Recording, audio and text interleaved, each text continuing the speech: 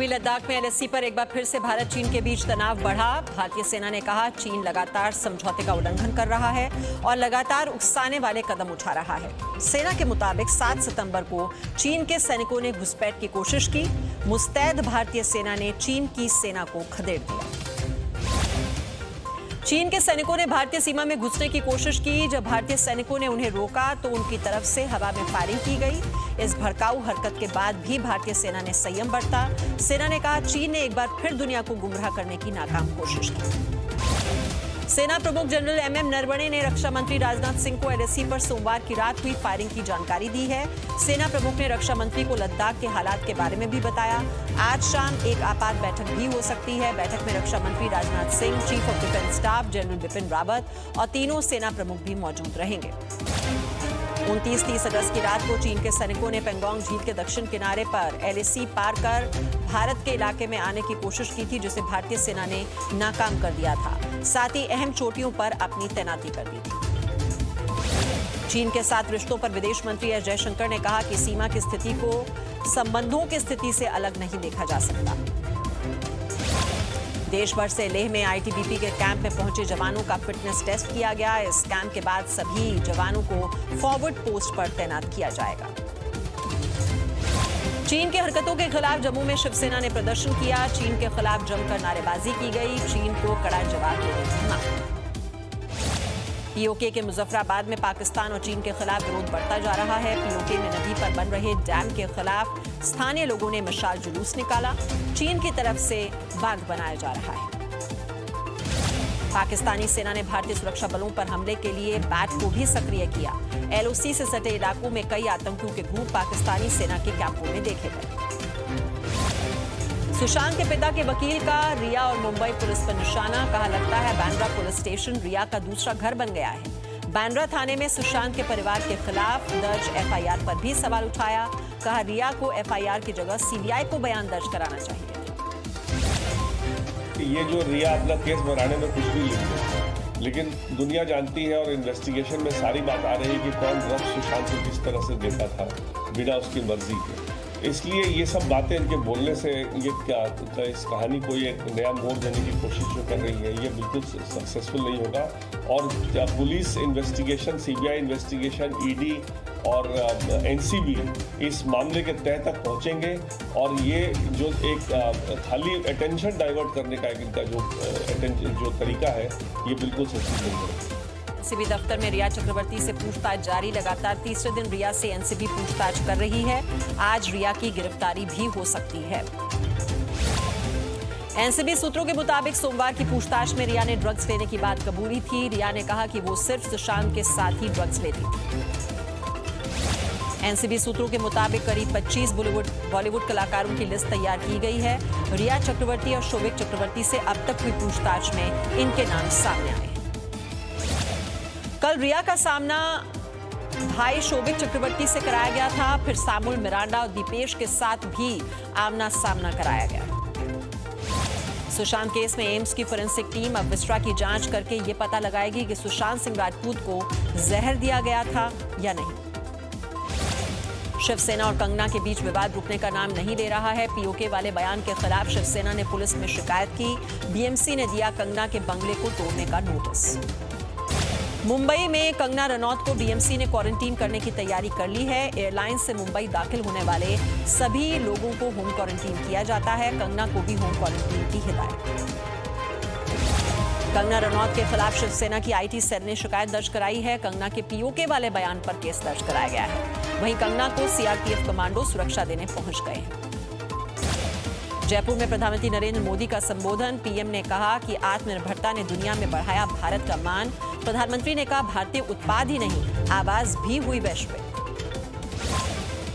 Maharashtra police ने पालघर में 2 साधुओं समेत 3 लोगों की हत्या के मामले में सीबीआई जांच का विरोध किया।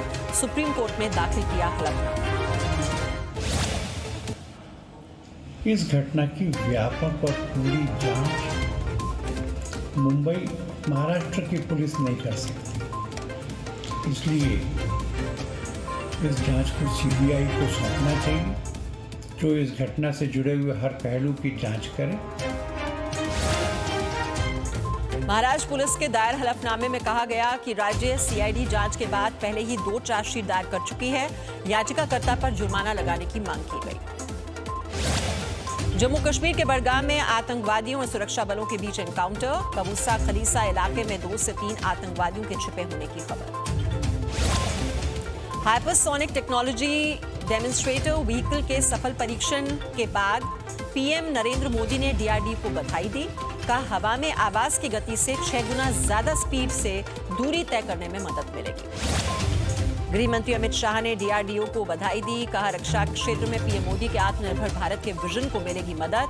रक्षा मंत्री राजनाथ सिंह ने भी वैज्ञानिकों को कामयाबी के लिए बधाई दी। राम मंदिर निर्माण समिति के अध्यक्ष नृपेंद्र मिश्र आज अयोध्या में राम जन्मभूमि परिसर का निरीक्षण करेंगे। मंदिर का नक्शा पास होने के बाद नींव की खुदाई हेतु बड़ी मशीनें परिसर में पहुंची। अयोध्या में राम जन्मभूमि परिसर की सुरक्षा को लेकर आज स्थायी समिति की बैठक। एडीजी वीके सिंह सुरक्षा की समीक्षा करेंगे। विदेश मंत्री एस जयशंकर 4 दिन के रूस दौरे पर रवाना। शंघाई सहयोग संगठन की बैठक में लेंगे हिस्सा। चीन के विदेश मंत्री से भी हो सकती है मुलाकात। बद्रीनाथ और केदारनाथ धाम के पुनर्निर्माण कार्यों की प्रगति रिपोर्ट प्रधानमंत्री नरेंद्र मोदी के सामने पेश की जाएगी। उत्तराखंड सरकार के सीनियर अफसर देंगे पीएम मोदी को जानकारी। प्रयागराज में अखाड़ा परिषद की बैठक। संतों ने काशी मथुरा की जमीन स्वेच्छा से हिंदुओं को सौंपने की अपील की। राजस्थान के मुख्यमंत्री अशोक गहलोत ने प्रधानमंत्री को चिट्ठी लिखी। जीएसटी को लेकर राज्यों से किए गए वादे की तरफ ध्यान दिलाया। कांग्रेस सांसद राहुल गांधी ने एलआईसी को लेकर प्रधानमंत्री मोदी पर आरोप लगाए। राहुल ने कहा कि प्रधानमंत्री ने सरकारी कंपनी बेचो मुहिम चलाई है। राहुल ने कहा कि आर्थिक बदहाली की भरपाई के लिए देश की संपत्ति को बेचा जा रहा है। एलआईसी को बेचना सरकार का एक शर्मनाक प्रयास है। आईसीआईसीआई बैंक की पूर्व एमडी और सीईओ चंदा कोचर के पति दीपक कोचर को पीएमएलए कोर्ट में पेश किया गया। ईडी ने आईसीआईसीआई बैंक वीडियोकॉन केस के सिलसिले में दीपक कोचर को कल गिरफ्तार किया। बेंगलुरु में अभिनेत्री संजना के घर पर क्राइम ब्रांच ने छापा मारा है। संजना और उनकी मां को हिरासत में लिया गया है। दोनों से क्राइम ब्रांच के ऑफिस में पूछताछ होगी। ड्रग्स रैकेट कनेक्शन में पिछले दिनों यानी अरेस्ट की गई अभिनेत्री रागिनी द्विवेदी की कस्टडी भी 5 दिन के लिए और बढ़ा दी गई है। कोरोना संक्रमण के मामलों में आज कल के मुकाबले कमी आई है। 24 घंटे में 75,809 नए मामले सामने आए, जबकि 1,133 लोगों की मौत हो गई। अब तक देश में कुल 42,80,000 से ज्यादा मामले भारत में सामने आ चुके हैं। महाराष्ट्र में पिछले 24 घंटे के दौरान कोरोना के 16,429 नए केस सामने आए। महाराष्ट्र में कोरोना के मरीजों की संख्या बढ़कर अब 9,23,000 हो गई है। पिछले 24 घंटे के दौरान कोरोना से 423 मौतें हुई हैं। महाराष्ट्र में आज 14,922 मरीजों को ठीक होने के बाद डिस्चार्ज किया गया। लखनऊ के केजीएमयू में सीएम योगी ने किया कोविड अस्पताल का लोकार्पण। L3 स्तर का उत्तर प्रदेश का यह सबसे बड़ा अस्पताल है। 320 बेड की इसमें सुविधा है। कोरोना किट की खरीद में गड़बड़ी पर यूपी की योगी सरकार की बड़ी कार्रवाई। गाजीपुर और सुल्तानपुर के जिला पंचायती राज अधिकारी सस्पेंड। अफसरों पर कोरोना की किट तय रेट से ज्यादा दर पर खरीदने का आरोप लगा है। यूपी के उन्नाव से बीजेपी सांसद साक्षी महाराज की योगी सरकार से मांगी खुद की सुरक्षा। कहा दुबई और पाकिस्तान से आते हैं धमकी भरे फोन। बाहुबली विधायक मुख्तार अंसारी के करीबियों पर यूपी में बड़ी कार्रवाई। मऊ में 1,79,00,000 रुपए की संपत्ति सीज। 5 बस समेत 10 गाड़ियां जब्त कर ली गई। पूर्व सांसद अतीक अहमद पर भी प्रशासन की कार्रवाई जारी। प्रयागराज के नवाब यूसुफ रोड पर बनी अतीक अहमद की एक और बिल्डिंग पर बुलडोजर चला। यूपी के गाजियाबाद विकास प्राधिकरण में 572 करोड़ की गड़बड़ी। सीएजी का खुलासा। हाईटेक टाउनशिप के डेवलपर्स को लाभ पहुंचाने के लिए नियमों को ताक पर रखने का आरोप। 6 महीने बाद 21 सितंबर से खुलेगा ताजमहल और आगरा का किला। कोविड प्रोटोकॉल का होगा पालन। 21 मार्च से बंद है दोनों ऐतिहासिक इमारतें। यूपी के सोनभद्र में पिकनिक मनाने गए 9 लोगों पर मधुमक्खियों का हमला। 2 की मौत हो गई। घायल 7 लोगों को अस्पताल में भर्ती कराया गया। यूपी के ललितपुर में बांध के बीचों बीच जान खतरे में डालकर मछली पकड़ते हुए युवक का वीडियो वायरल हुआ। मछली पकड़ने के लिए युवकों ने नदी में छलांग लगाई। यूपी के नोएडा के सेक्टर 67 में चलती कार में आग लग गई। ड्राइवर ने किसी तरह से अपनी जान बचाई। फायर ब्रिगेड ने आग पर काबू पाया। यूपी के सहारनपुर में नेशनल हाईवे पर ट्रक में घुसी कार, एक की मौत हो गई, 5 घायल। कानपुर में बस ने बाइक को मारी टक्कर, मौके पर 2 की मौत हो गई, एक महिला की हालत गंभीर बनी। असम के बाघजान में ऑयल इंडिया के गैस के कुएं में 99 दिनों से आग लगी हुई है। आग को बुझाने में कुछ और दिनों का वक्त लग सकता है। गैस का रिसाव 27 मई 2020 को शुरू हुआ, जिसमें बीते 9 जून को आग पकड़ ली। असम के बक्सा जिले में तेज बारिश के कारण बाढ़ जैसे हालात हैं। पुठीमारी नदी का जलस्तर बढ़ चुका है। 6 से 7 गांव पूरी तरह से डूब गए हैं। लोगों के घरों में बाढ़ का पानी भर गया। लोगों ने सरकार से जल्द मदद देने की मांग की। जम्मू कश्मीर के उधमपुर में लगातार बारिश होने से पहाड़ टूट गए, जिसकी वजह से 6 मकान मलबे में धंस गए। 16 लोगों के मलबे में दबे होने की आशंका जताई गई। जेडीयू ने बिहार विधानसभा चुनाव के प्रचार अभियान की शुरुआत की। पटना में सीएम नीतीश कुमार ने वर्चुअल रैली कर 15 साल की उपलब्धियों का बखान किया।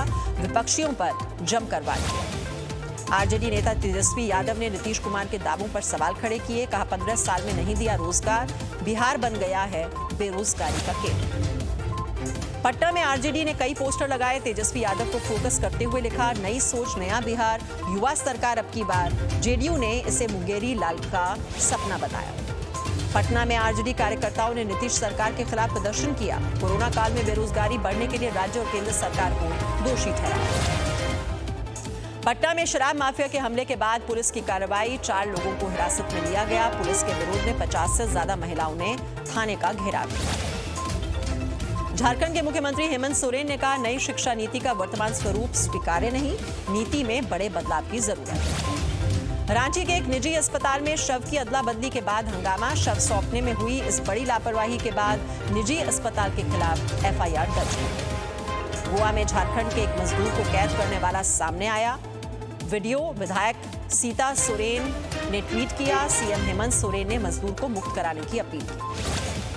मध्य प्रदेश के शिवराज सरकार के 2 मंत्रियों को देना पड़ सकता है इस्तीफा। विधानसभा सदस्य निर्वाचित नहीं होने पर छोड़ना पड़ सकता है मंत्री पद। मध्य प्रदेश में उपचुनाव से पहले बीजेपी को झटका। बदनावर में 300 से ज्यादा बीजेपी कार्यकर्ता कांग्रेस में शामिल हो गए। मध्य प्रदेश में 30 सितंबर तक सभी पाठ्यक्रमों की पूरी की जाएंगी परीक्षाएं। 30 अक्टूबर तक घोषित होंगे रिजल्ट। राज्य के उच्च शिक्षा मंत्री ने कहा, नई शिक्षा नीति को लेकर राज्य में बनेगा टास्क फोर्स। मध्य प्रदेश में नगरीय क्षेत्र में प्रॉपर्टी की बिक्री और खरीद पर सेस में कटौती, रियल एस्टेट कारोबार को गति देने की कोशिश। मध्य प्रदेश के छतरपुर में मिड डे मील के नाम पर बच्चों की सेहत से खिलवाड़।